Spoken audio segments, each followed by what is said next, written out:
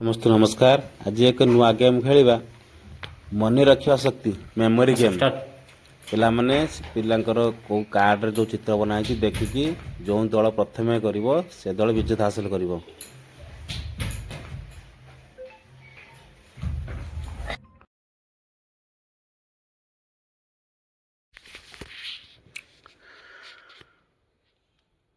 ପ୍ରଥମ ଦଳ ଖେଳ ଶେଷ ପର୍ଯ୍ୟାୟରେ ପୁଅ ପିଲାମାନେ ବିଜେତା ହାସଲ କରିଛନ୍ତି। ଏହାଦ୍ୱାରା ପିଲାମାନଙ୍କର ମନୋରଖ ଶକ୍ତି ଆମେ ଜାଣିପାରିବୁ ଏବଂ କେଉଁ ପିଲା କେତେ ମନକୁ ଆକଳନ କରିପାରିବୁ। ଏବେ ଦ୍ୱିତୀୟ ଦଳ ଖେଳ ଆରମ୍ଭ ହୋଇଯାଇଛି।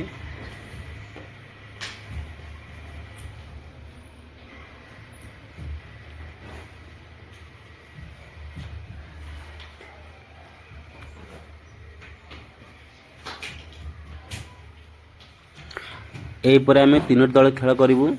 ପିଲାମାନେ ବହୁତ ସୁନ୍ଦର ଭାବେ ଖେଳ ପ୍ରଦର୍ଶନ କରୁଛନ୍ତି। ତିନୋଟି ଦଳରୁ ଯେଉଁ ଦଳ ଦୁଇଟି ବିଜେତା ହାସଲ କରିବ ସେ ଦଳ ବିଜେତା ହାସଲ କରିବ। ଏବେ ମଧ୍ୟ ସେକେଣ୍ଡ ଦଳ ପୁଅ ପିଲା ବିଜେତା ହାସଲ କରିଛନ୍ତି।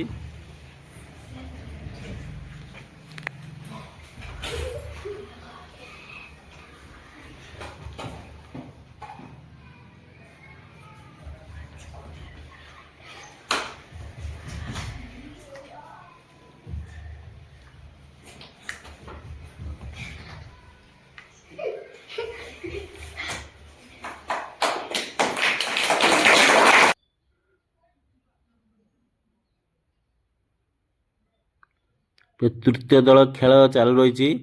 ତୃତୀୟ ଦଳ ଖେଳରେ ଝିଅ ପିଲାମାନେ ବିଜେତା ହାସଲ କଲେ। ଯଦି ଆପଣଙ୍କୁ ଗେମ୍ଟି ଭଲ ଲାଗେ ଲାଇକ୍ କରିବେ, ସେୟାର କରିବେ, କମେଣ୍ଟ କରିବେ। ଜୟ ଜଗନ୍ନାଥ। Thank you.